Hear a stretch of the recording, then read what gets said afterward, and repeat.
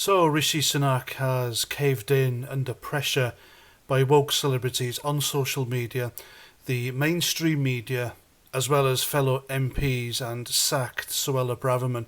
And here's the thing about Suella Braverman. She didn't do much. She was pretty ineffective, but she said the right thing.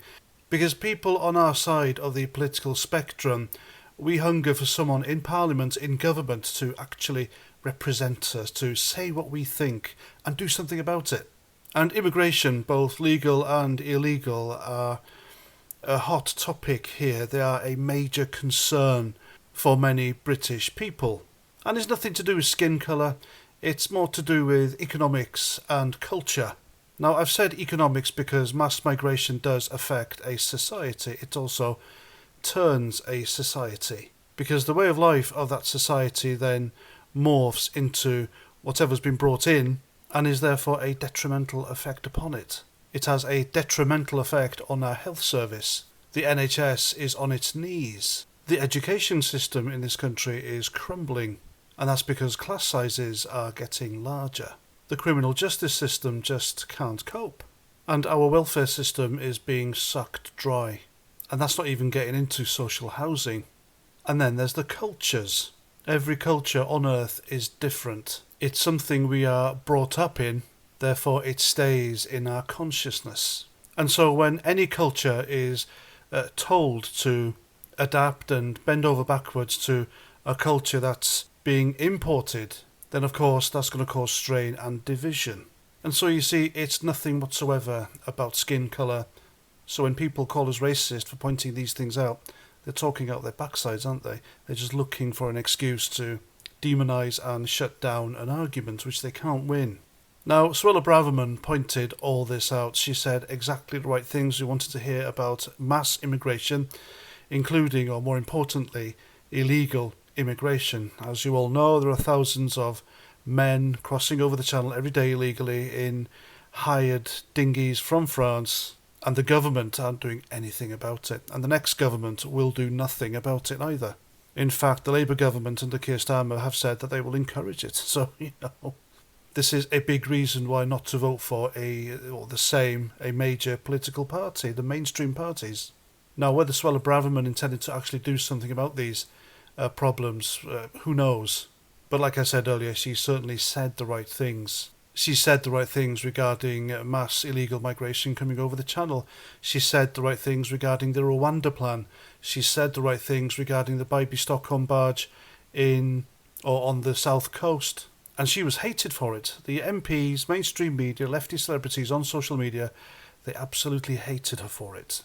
But what finished her off, well, her career in the cabinet at least, was her criticism of the woke Met Police. And the Metropolitan Police are woke as hell, by the way. There's no denying that. And I saw that for myself on Saturday when I went to London to observe the Armistice Day 2-minute silence. And so she accused the police of two-tier policing, and she was bang on the money.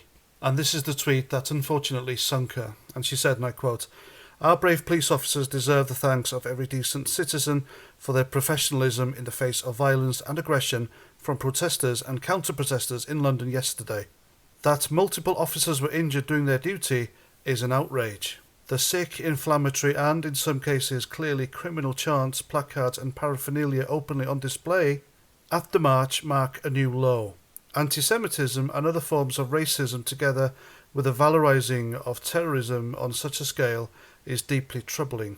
This can't go on. Week by week, the streets of London are being polluted by hate, violence and anti-Semitism. Members of the public are being mobbed and intimidated.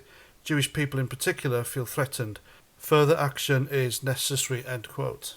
Now, in this tweet, she had to go at the free plasticine lots rather than the so-called far right. And maybe that's another thing that wound up the woke left in this tweet. She didn't mention far right at all. But she was right to point out the two-tier policing of the Met Police.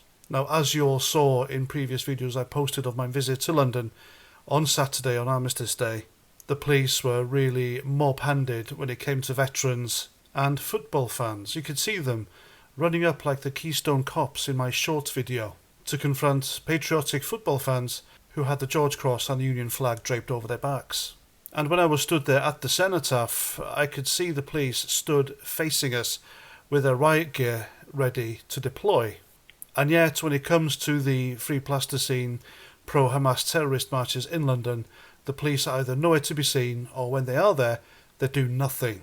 Well, apart from these two members of the Met Police who are happy to have their photos taken with a kid dressed as a Hamas terrorist. Now, if you're marching to free a country from so-called oppression, you wouldn't cover your face, would you? And can you imagine the furore? I mean, these police officers' careers would be over in a heartbeat if they had their photos taken with someone, say, like Tommy Robinson.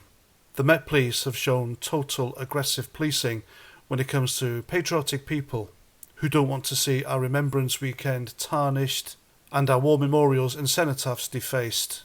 Yet you can march through London shouting vile anti-Semitic slurs and terrorist slogans on your placards, as well as racist slogans as well. And the Met Police won't touch you. That's what Suella Braverman was pointing out, and she was right to do so. And for Rishi Sunak to boot her out of office shows how weak and spineless he is, and that he doesn't have the interest of the British people to heart. He never has. And now that she's gone, I can put my hand on my heart and say that nobody truly is representing the British people in Parliament anymore, or the decent majority anyway. And there's definitely no Conservative in Parliament anymore either. And so what's going to happen next? Who knows, but watch this space, because the silent majority won't put up with this for much longer. And there we go, that's my video. I hope you like. Please comment, share, subscribe, and until the next time, Roger Trout.